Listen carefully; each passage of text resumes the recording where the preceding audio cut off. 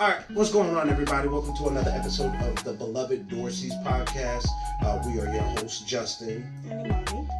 We are not professionals by any means. We're just on here wanting to talk to folks, share the conversations that we would have had at home by ourselves with you.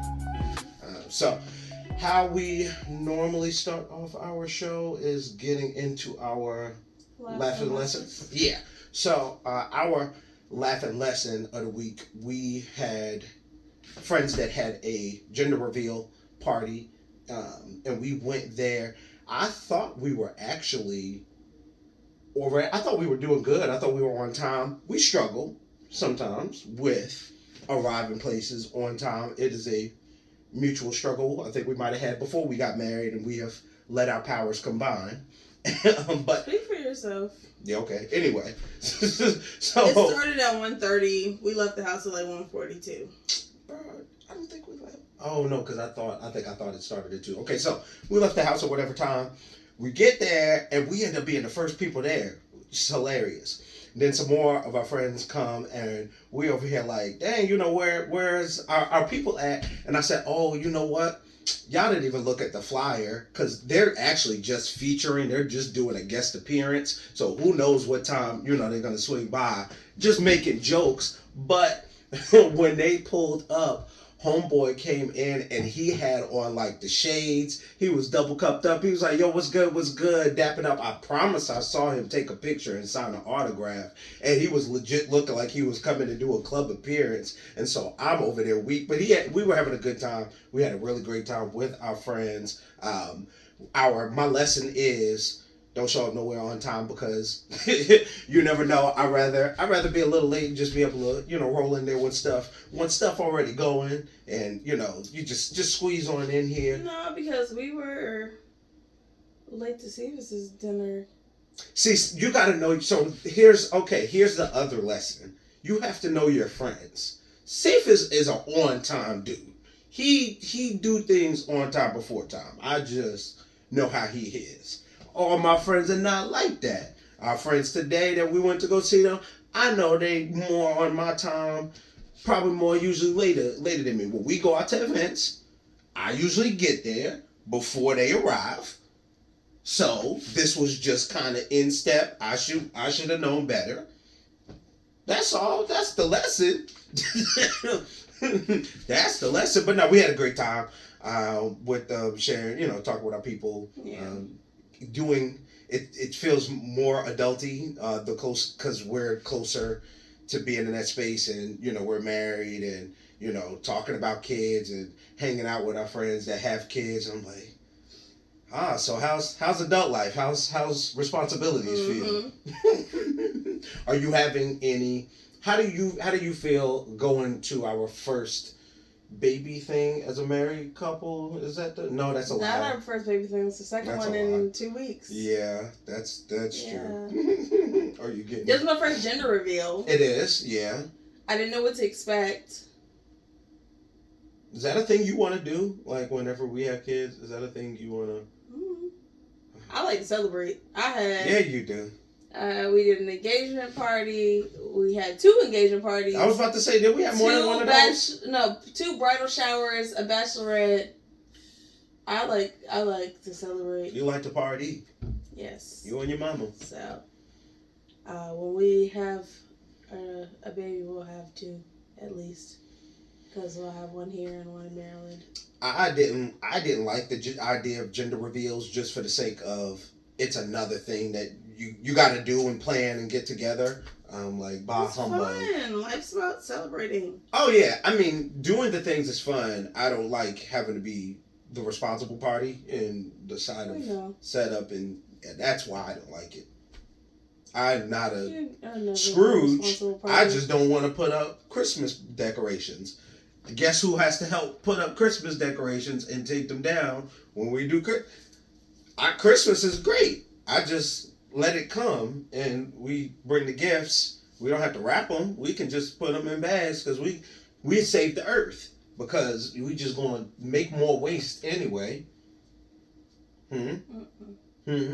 Out here destroying the rainforest, the evergreen forest for your trees that you just going to throw away. This is why I be over you. I'm trying to save the planet. This is why I be over you. Trying to save the planet, y'all. Anyway, so speaking of love and us being married, I recently made a post talking about something that happened during our honeymoon. It was a video of a prank, and two people were, it was a couple going up in an escalator, and a woman was coming the opposite way. As they passed, the woman like slid her arm up the guy all sensually, and then the woman, who was assumably his partner, chased Shorty for like a mile. It reminded me of something that happened on our honeymoon. The first time I watched it, I didn't even watch it all the way through. I'm just laughing like, Shorty really chased her mom because they kept time lapsing it, like they kept speeding it up, and she was chasing her for a while. She was running for a while. She was chasing her for a while, but I didn't even watch the end at first. I thought that part was funny, and it reminded me when we was on our honeymoon in the DR on our way back to our room. Two chicks pop out of their room just before we get to the steps. As we pass them, one of them looks at me kind of crazy, like looks me up and down, real aggressive, like I'm uncomfortable. I just turn away, and as she passes me, she either slaps my butt or pinches my butt, and I'm like, hey, yo, chill out, relax. But I didn't actually tell my wife, explain her situation. She turns around and was like, hey, what's going on? Nothing, don't worry about it. Let's keep moving. And I didn't even tell her what happened until we got all the way upstairs, or they were out of sight before she had enough distance. Shorty made her escape. In my mind, I'm trying to keep having a good time at this honeymoon, and I'm not trying to have to bail this girl out of jail. What I want to know is, what, pray tell, realistically, did you expect me to do in this situation? Tell me, give me your play-by-play of how you wanted to see this play out. We should have jumped her, bro. You could have jumped her together. Like, what? I took the blame. Assault. I said it was I'm getting me. Extra assault because now I'm in on the assault. If it's two women, it wasn't another I said woman. it was on me. It's okay. I'd have took that for you. You could have jumped her. You deserve to be respected and treated with care. And no one has a right to touch your body without your permission. You know who's going to touch my body? These people in the Dominican prison that we would have ended up in. What I'm saying is, follow through with this plan. You deserve to have someone that's going to stand up for you and advocate for you and beat somebody's ass if they don't respect your body. Well, I'm glad that you can advocate from here and not in Guadalupe prison in the Dominican Republic. Why? Oh, okay. Anyways. So, a question we had, our DMs are open. The page is open. DMs are open? Hilarious. That's a great follow-up. Wow. That's my clip. I was assaulted on our honeymoon in DR. Anyway, our DMs are open. Really? Our DMs are open. Our DMs are not open. For listener questions for suggested topics. Okay. Yeah, you gotta be specific. You ain't let me finish. You gotta give people a guideline, something to go by, cause you ain't let me finish my sentence. First you letting random women. Whoa! Now we're victim blaming. Feel up on you. First, I deserve to be protected. You now do. I'm victim. But now you're attacked. Like, well, that was all cool and all, and so my DMs are open. I'm being attacked. I was a victim. I thought a survivor. Now it's my fault because my shorts was too short. Be a victim. That's crazy. Be a victor. I lost my whole train of thought. What was I talking about? Oh, listen. So DMs are open. We're to our listeners that want to submit topics and questions. So one such that we. The question is, what have you learned since being married? So we just finished it in the 6-month mark, and almost 7. We're on the way to 7 at this point. We were halfway. Funky good time. Halfway to 7. What have I learned? Stuff takes work, man. It takes work because we're now seeing as our life adjusts and our schedules adjust, we're seeing that you have to change things and rearrange and figure out what works as stuff starts to change. And honestly, life hasn't even changed that significantly for us. I know there's so many things we haven't experienced yet. We haven't experienced great loss and, new births and, children and whatever. But this little bit of time has already allowed us to grow in our lives to change enough where I'm seeing, wow, stuff always does more, stuff changes, and as we change and shift, it's going to require different things of us.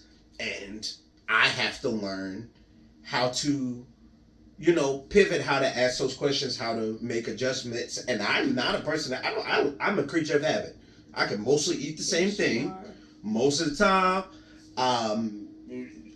For work and the routine things, I'm gonna use the same things. I'm gonna wear the same things going to work. I'm cool. I am cool. Money wanted to switch up in the layout of the living room to make it more open. It bothered me innately just for the fact of its change. I was like, but it's here now in a space. Why would I exert energy to put it in another way when I could just not, because it's here? I did it all. I had to watch you, and then now it's different. Now I have to remember to sit this way and not this way where there's not a couch anymore. You just sit down. I don't like change. So just understanding and learning that is what I have signed up for in marriage, and really starting to come to grips with that and get that scope of like, wow, there's gonna be seasons where you gotta work. And I think the better we equip ourselves now, the more ready we'll be when kids come, when sadness comes and tragedy strikes, when whatever. We're like, all right, we haven't done this thing before, but we've had to buckle down before, and let's do the things and figure out how we can make it work, because we know that we can't make it work. What about you? What have you learned in this season of marriage? Marriage. Marriage. Do you know where that's from? No, I don't. I've just heard it off of one. I believe it's from Princess Bride. Yeah, I believe that sounds right. That sounds right. Shout out to my dad who be putting me on the old movies. That's the stuff we used to do. Watch stuff like that. I love that for you. It's amazing. Yeah. Thanks for sharing that. Yeah, appreciate it. It's awesome. Anyways, back to what I was saying. Your laugh. Well, I don't know if that would have been a laugh. Oh. Put a pin in it. We're gonna come back to how much you love my friends, laughing at me and my friends. Man, they are a good time. These are the most wonderful black men I've ever met in my entire life.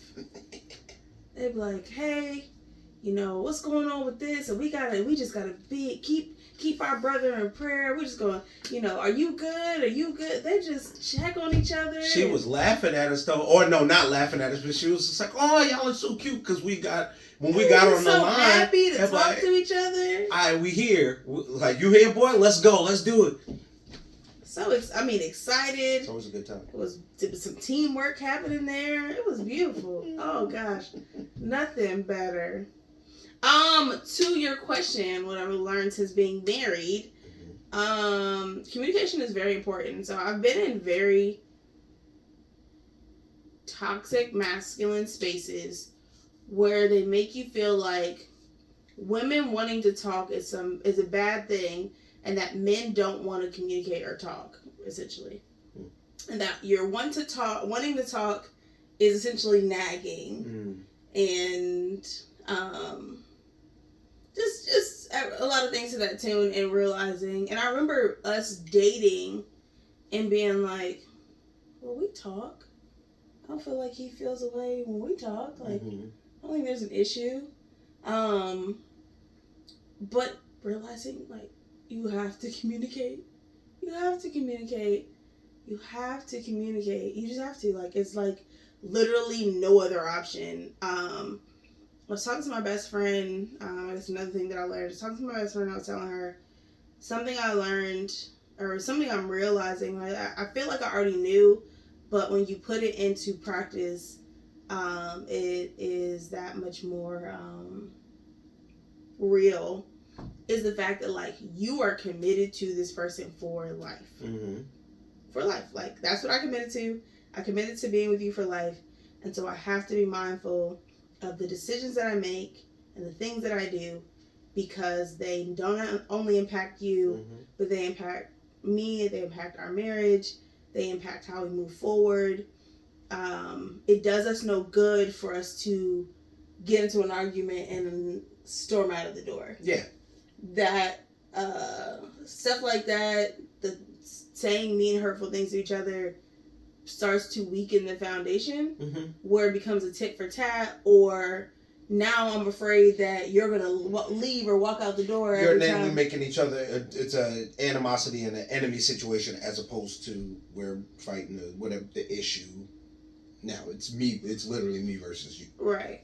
Which we put in our vows that we're on the same team. We both put them separately. We didn't write our vows together, but we both made that commitment to each other to be on the same team and to work together. And so that means sometimes you just gonna have to take an L when you feel like you shouldn't have to. Sometimes you're gonna have to hold your tongue because it's really not that deep, and it's better to just let it go. Now, that could be a less. That's a topic.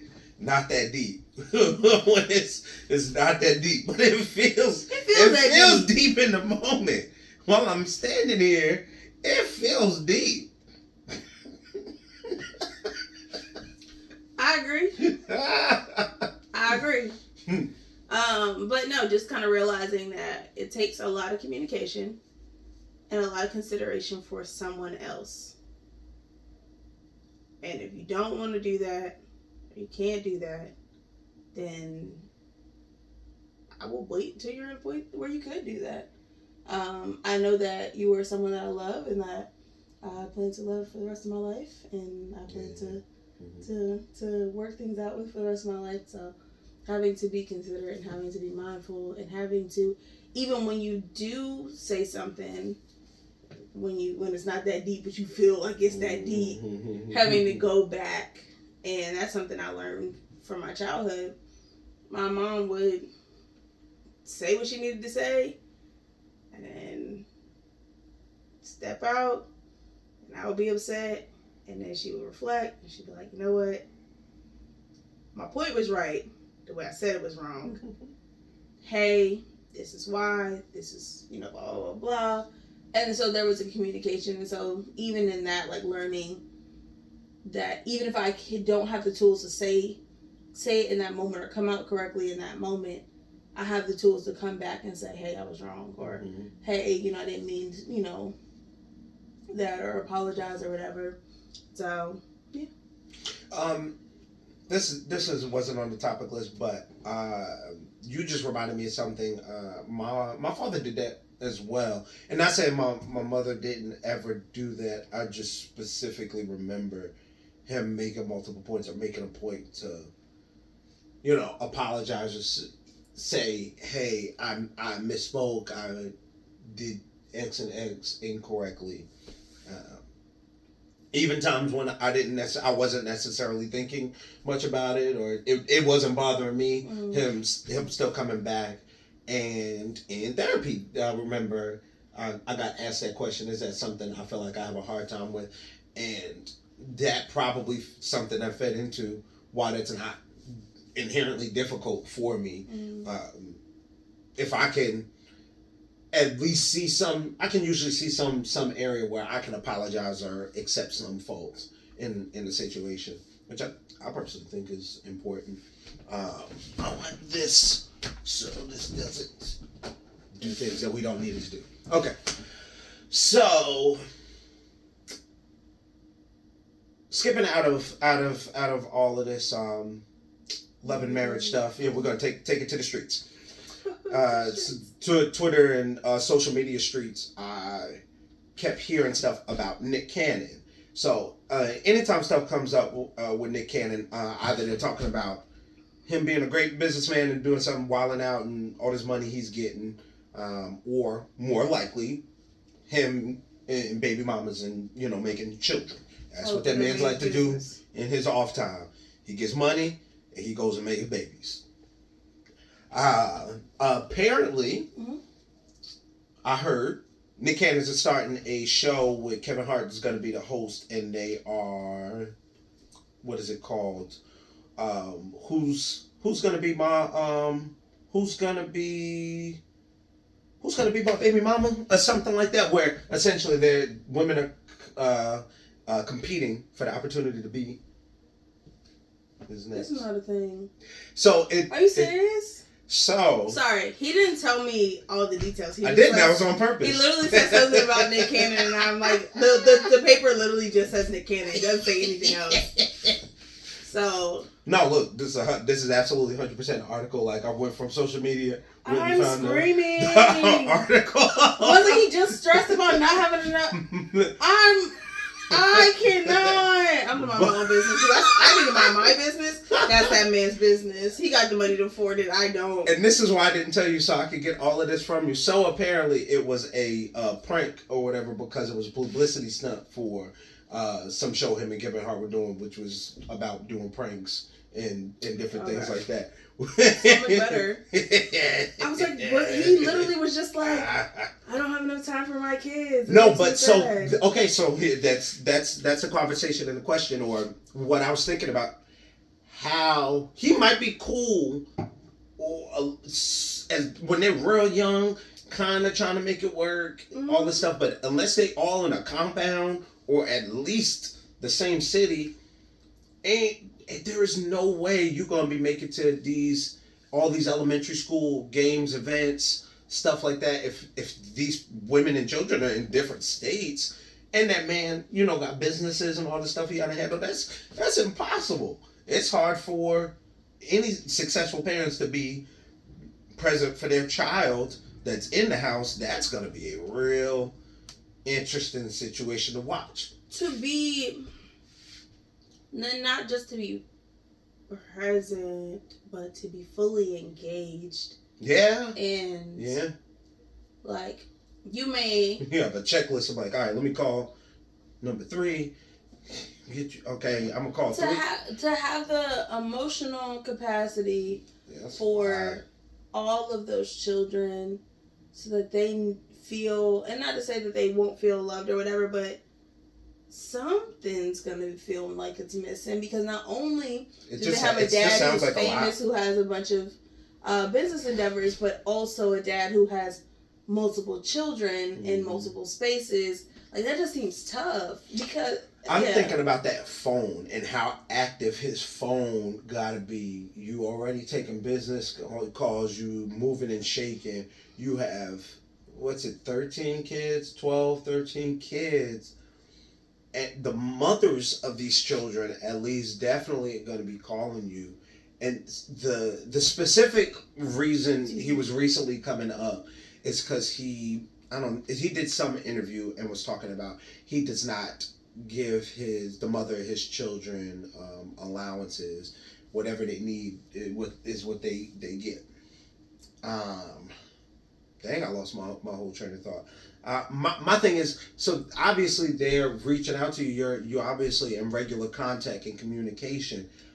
That hotline gotta be blinging, and the older, even if some of these kids are obviously babies or pretty young now, eventually they all gonna be calling and talking age where that's a lot. There's a lot of management in that.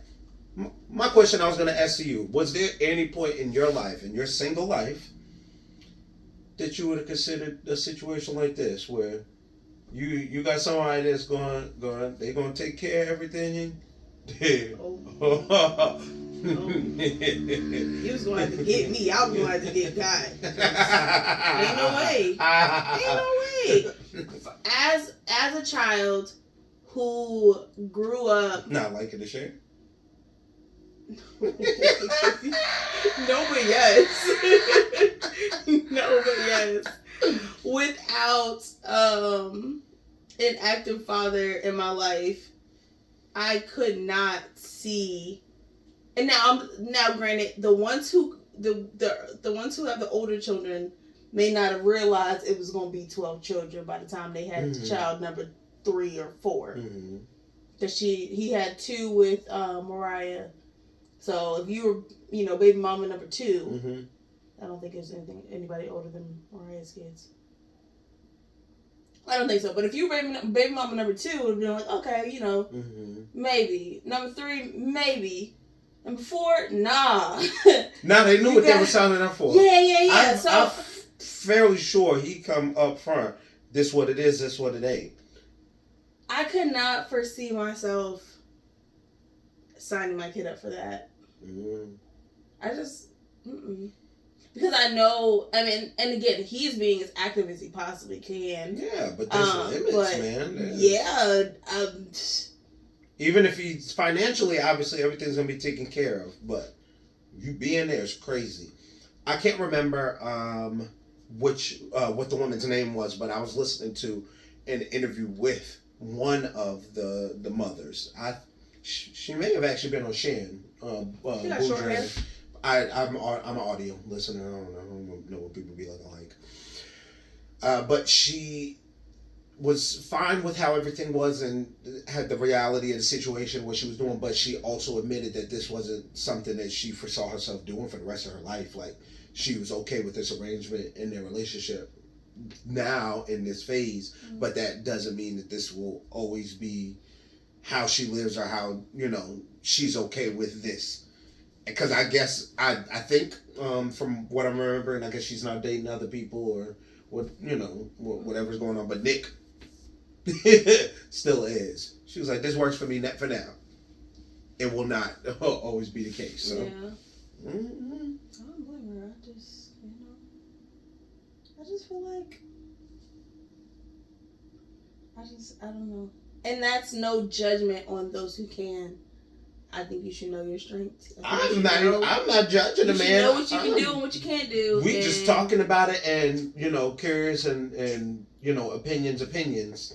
But I'm not telling him he's wrong. I don't even have the desire to have that many children. I'm trying to figure out the bandwidth and managing that, let alone budget. Managing that is bonkers. Gotta put these kids to work. Y'all getting a TikTok something. You got to make it shake. You gotta earn your keep. I